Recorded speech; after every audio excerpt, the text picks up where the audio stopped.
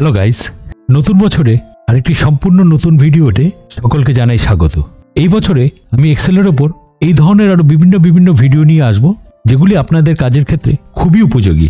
যেমন মনে করা যাক আমাদের আজকের এই ভিডিওটি, যারা অফিসে বসে কাজ করছেন অর্থাৎ এক্সেল নিয়ে আপনারা কোনো কাজ করছেন, তাহলে এই ভিডিওটি আপনাদের কাছে খুবই গুরুত্বপূর্ণ এবং সত্যি এটি গুরুত্বপূর্ণ কিনা সেটা আপনারা কমেন্ট করে আমাকে অবশ্যই জানিয়ে দেবেন। আজকের যে ভিডিও, সেই ভিডিওর টপিক হলো এক্সেলের ডেটার উপর কিভাবে কাজ করা যায়, অথবা আরেক কথায় সহজে আমরা বলতে পারি এক্সেলের ডেটাকে নিয়ে আমরা কিভাবে খেলা করতে পারি। যদি আপনার কাছে কিছু ডিস্টার্ব ডেটা থাকে, অর্থাৎ এমন কিছু ডেটা আছে যেগুলো আপনার কাজের ক্ষেত্রে অসুবিধার সৃষ্টি করছে, সেই সব ডেটার উপর আপনি কিভাবে ইজিয়েস্ট ওয়েতে কাজ করতে পারবেন, আজকের ভিডিওতে আমরা সেটাই দেখব। তাহলে প্রথমে আমরা চলে আসলাম আমাদের কম্পিউটার স্ক্রিনে। এখানে আমি একটি ছোট্ট ডেমনস্ট্রেশন টেবিল বানিয়ে রেখে দিয়েছি, যেখানে নাম আছে, ডেট অফ বার্থ আছে, কারেন্ট ডেট আছে। প্রথমে আমি দুটো ছোট টিপস দেবো, যেটা আপনাদের কাজের ক্ষেত্রে খুবই উপযোগী। প্রথম যে টিপটি, সেটি হলো ডেটাকে কিভাবে আমরা ইরেজ করতে পারি। তাহলে প্রথমেই আমাদের কি করতে হবে, যে ডেটাটিকে আমি মুছতে চাই আগে সেই অংশটিকে সিলেক্ট করতে হবে। একদম কোণার দিকে এখানটায় নিয়ে এসে দেখুন একটি প্লাস সাইন চলে আসে। এখানে মাউসটিকে চেপে রেখে আমরা যদি ওপর দিকে এটিকে চেপে নিয়ে চলে যাই, তাহলে দেখুন এখান থেকে ডেটাটি সম্পূর্ণভাবে মুছে গেছে। আমি আরেকবার দেখিয়ে দিচ্ছি। যেটিকে আপনি মুছতে চান, প্রথমে সেই ডেটাটিকে সিলেক্ট করতে হবে, তারপর একদম নিচের দিকে মাউসটিকে চেপে রেখে এখানে নিচে নিয়ে এসে একটা দেখুন প্লাস সাইন চলে আসে। মাউসটিকে চেপে রেখে আমরা যদি ওপর দিকে ওঠাই, তাহলে দেখুন ডেটাটি সম্পূর্ণভাবে মুছে যাচ্ছে। আমি আবার আন্ডু করে এটাকে ফেরত নিয়ে এলাম। একইভাবে যেরকম মনে করা যাক এখানে যে চারটে লাইন আছে, এই চারটে লাইনের এই এতটুকু ডেটাকে আমি মুছবো। তার জন্য একদম নিচে এখানে মাউসের এখানটায় নিয়ে এসে আমরা এটাকে চেপে রেখে নিচে যেরকম ড্র্যাগ করি, এটা ড্র্যাগ করার বদলে একইভাবে আপনি যেদিক দিয়ে এটাকে সিলেক্ট করে এনেছেন সেই দিকে এটাকে আবার ব্যাক করতে হবে। এভাবে আমরা যদি ব্যাক করে নিয়ে যাই, তাহলে দেখুন এখান থেকে সম্পূর্ণভাবে ডেটাটি মুছে যাচ্ছে। খুব সহজ পদ্ধতি, খুবই সিম্পল পদ্ধতি। এবার দ্বিতীয় যে ট্রিকটি, সেটা হলো ডেটাকে মুভ করা, অর্থাৎ ডেটাকে এক জায়গা থেকে অন্য জায়গায় স্থানান্তরিত করা। নর্মালি আমরা মুভের ক্ষেত্রে যেটা করে থাকি, যে আমরা এই জায়গাটিকে সিলেক্ট করলাম, এখান থেকে মাউসের রাইট বাটন ক্লিক করলাম, এখান থেকে কাট করলাম এবং যেখানে নিয়ে আসবো সেখানে নিয়ে এসে আমরা রাইট বাটন ক্লিক করে এখান থেকে পেস্ট করে দিতে পারি। তাহলে এখানে ডেটাটি মুভ হয়ে চলে আসবে। বাট এখানেও আমরা সেই জিনিসটি ব্যবহার করব যে আমরা মাউসের মাধ্যম দিয়ে এটিকে আমরা মুভ করব। আমরা কোনো রকম কাট বা পেস্ট আমরা এই অপশনসগুলি আমরা ব্যবহার করব না। যেমন এই জায়গা থেকে যদি আমি ডেটাকে মুভ করতে চাই, আমি এতটুকু জায়গাকে সিলেক্ট করলাম। এবার একদম ওপরের এখানে দাগে যদি মাউস পয়েন্টারটাকে নিয়ে আসি, দেখুন একটি 4 মাথা অ্যারো চলে আসছে। এটা হলো মুভেরই অ্যারো। আমরা জাস্ট এখানটা ক্লিক করলাম, করার পর এখান থেকে এটাকে চেপে রেখে আপনারা একদম ভিডিও গেমের মতো দেখুন যেখানে নিয়ে যেতে চান আপনি সেখানে নিয়ে গিয়ে যদি এটাকে ছেড়ে দেন, তাহলে দেখুন অটোমেটিক এটি মুভ হয়ে গেল। দেখুন এখান থেকে মুভ হয়ে গেল। আপনার মাঝখান থেকেও কোনো রকম ডেটা নিতে পারেন। আবার আমি এই জায়গাটিকে সিলেক্ট করলাম, আবার এখানটায় নিয়ে গেলাম, 4 মাথা অ্যারো চলে এলো। এবার এটিকে চেপে রেখে আবার আমি যদি আগের জায়গায় নিয়ে এসে ছেড়ে দিই, তাহলে এটি আবার আগের জায়গায় ব্যাক করে চলে আসছে। এই মুভ ডেটার আরেকটি উপকারিতা আছে। যেরকম মনে করা যাক আমরা এখানে একটি জাস্ট একটা ইনসার্ট করে নিলাম কলাম। এবার মনে করা যাক এখানে আমরা একটা ফর্মুলা ব্যবহার করলাম, equal to RAND between first bracket আমরা 100 থেকে 500-র মধ্যে নাম্বার চাই।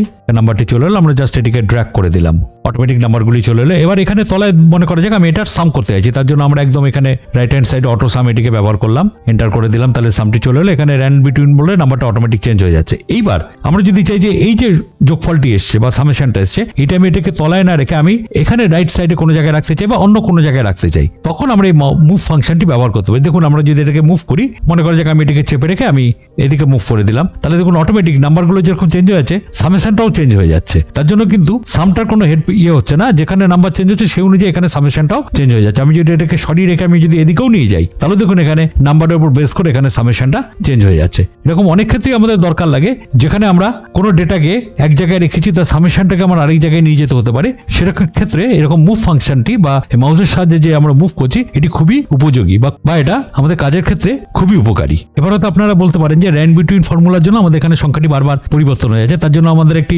সুন্দর পন্থা আছে যে এটা পরিবর্তন না হয়। তার জন্য আমরা কি করলাম, এই জায়গাটিকে সিলেক্ট করলাম, এখানটায় কন্ট্রোল সি দিয়ে কয়টাকে কপি করলাম, করে এখানে রাইট বাটন ক্লিক করলাম, এখানে পেস্ট স্পেশালে এসে এখানে পেস্ট ভ্যালু এটিতে ক্লিক করে দিলাম, তাহলে দেখুন এটা ভ্যালুতে পেস্ট হয়ে গেল।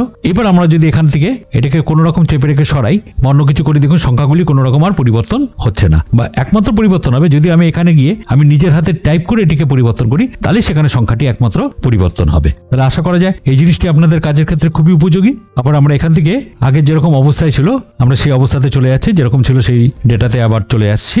এবার মনে করা যাক আমাদের এখানে কিছু ডেটা আছে, যে ডেটাগুলি আমাকে হয়তো বারবার এন্ট্রি করতে হবে, একই ডেটা বারবার আসবে। সেই ক্ষেত্রে আমরা কি করতে পারি, যেরকম ধরা যাক আমি এখানটা একটু লিখে নিলাম কিছু জিনিস, মনে করা যাক এখানটা লিখে নিলাম কম্পিউটার মাউস মনিটর। এবার ধরুন এই জায়গাতে আমার ডেটাটি বারবার আসবে, এখানে আমার রিপিট হবে, কোনো জায়গায় কম্পিউটার আসবে, আবার এখানেও কম্পিউটার আসবে, পরে আবার মনিটর আসবে। সেই ক্ষেত্রে আমরা ডেটা লিস্ট আমরা খুব সহজে ব্যবহার করতে পারি। তার জন্য আমরা এখানে চলে আসলাম ডেটা ট্যাবে। ডেটা ট্যাবে এসে এখান থেকে ডেটা ভ্যালিডেশন, সেখান থেকে ডেটা ভ্যালিডেশন, এখান থেকে অ্যালাউতে গিয়ে আমরা এনি ভ্যালু আছে এটাকে আমরা লিস্ট করে দিলাম। আর সোর্সে এসে আমরা এখান থেকে এই জায়গাটিকে সিলেক্ট করে দিলাম যেখানে আমার জিনিসগুলি লেখা আছে। জাস্ট এবার আমি এখানে ওকে করে দিলাম। তাহলে এবার এখান থেকে আমরা যদি ক্লিক করি তাহলে পরপর এখান থেকে চলে আসে কম্পিউটার। এবার আমরা যদি এটাকে চেপে রেখে নিচে ড্র্যাগ করে দিই তাহলে সবকটাতেই দেখুন এরকম লিস্ট চলে আসে। এবার আমার যেটা দরকার আমি পরপর সেটাতে আমি চেঞ্জ করে নিতে পারি। তার জন্য আমাকে হাতে বারবার আমাকে টাইপ করারও দরকার পড়ছে না। তার জন্য এইভাবে আমি লিস্ট দিয়ে আমি খুব সহজে রিপিটেড জিনিস আমি এইভাবে আনতে পারি। আরেকটা খুব সুন্দর ট্রিক যেটা আমাদের এখানে এক্সেলেই রয়েছে, যেরকম আপনাদের হয়তো 2-3টে বা তার বেশি শিট নিয়ে আমাদের কাজ করতে হবে, বা 2-3টে শিটে দেখে দেখে আপনাদের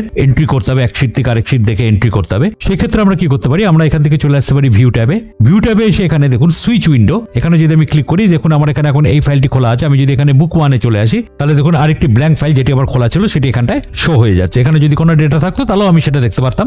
আবার আমি এখান থেকে আগেরটিতে চলে এলাম, এইভাবে আমরা দেখতে পারি। আর আমরা যদি দুটো শিটকে নিয়ে একসঙ্গে দেখে দেখে কাজ করতে চাই তাহলে এখানে আরেকটি অপশন আছে ভিউ সাইড বাই সাইড। আমরা যদি এটাতে ক্লিক করি তাহলে দেখুন এখানে ওপর নিচ এখানে দেখাচ্ছে। এখানে আমি যদি ডেটা দেখি দেখুন এখানে আলাদাভাবে মেনু দেখাচ্ছে, আবার এখানেও আলাদাভাবে ট্যাবস গুলি দেখিয়ে দিচ্ছে। আরেকটি জিনিস সেখানে আছে সেটা হলো সিনক্রোনাইজ কলিং। দেখুন আমি এখানে যখনই আপ ডাউন করছি, এখানে যদি শিটটিকে আপ ডাউন করি দেখুন ওপরের ফাইলটি এবং নিচের ফাইলটি দুটোই একসঙ্গে স্ক্রলটি আপ ডাউন করছে। বাট আমরা যদি এখানে সিনক্রোনাইজ স্ক্রলিং এটিতে ক্লিক করে দিই বা এটাকে অফ করে দিই তাহলে দেখুন আমি যখন ওপরের ফাইল যেটি আছে সেটিকে যখন আমি আপ ডাউন করছি নিচের ফাইলটি কিন্তু কোনো রকম আপ ডাউন হচ্ছে না, এটি ফিক্সড রয়ে যাচ্ছে। আবার আমরা যদি সিনক্রোনাইজ স্ক্রলিংটিকে অন করে দিই তাহলে আবার যদি আমরা আপ ডাউন করি তাহলে দুটি ফাইলই একসঙ্গে দেখুন স্ক্রলিংটি আপ ডাউন করছে।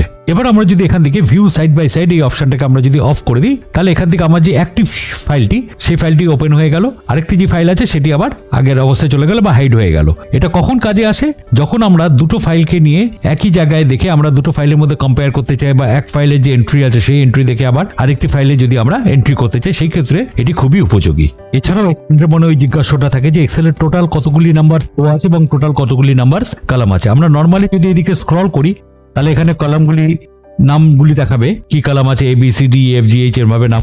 নিচের দিকে আমরা স্ক্রল করি তাহলে এখানে নাম্বারগুলি দেখাবে। বাট একবারে যদি আমরা জানতে চাই যে টোটাল নাম্বার অফ কলামস কত, নতুন শিটে চলে এসে আমরা এখান থেকে প্রেস করলাম control shift down arrow plus আবার কন্ট্রোল শিফট চাপা রাখা অবস্থাতে আবার রাইট অ্যারো। তাহলে একদম ওপরে দেখুন এখান থেকে কন্ট্রোল শিফট চাপা অবস্থাতে ছেড়ে দেবেন না, তাহলে এখানে ওপরে দেখিয়ে দিচ্ছে টোটাল আমার রো আছে 10,48,576 এবং টোটাল নাম্বার অফ কলামস আছে 16,384। এখান থেকে আমরা জানতে পারি যে এক্সেলে এক একটি শিটে মোট কতগুলি রো আছে এবং মোট কতগুলি কলাম আছে।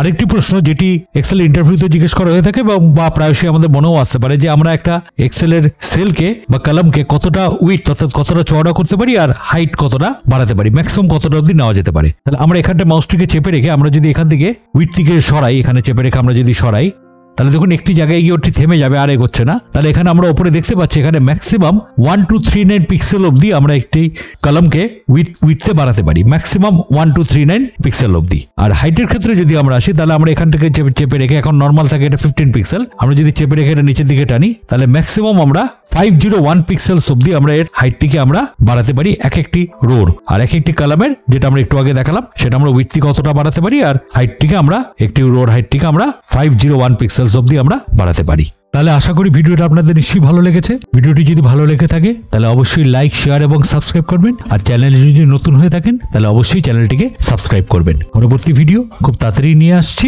সঙ্গে থাকুন।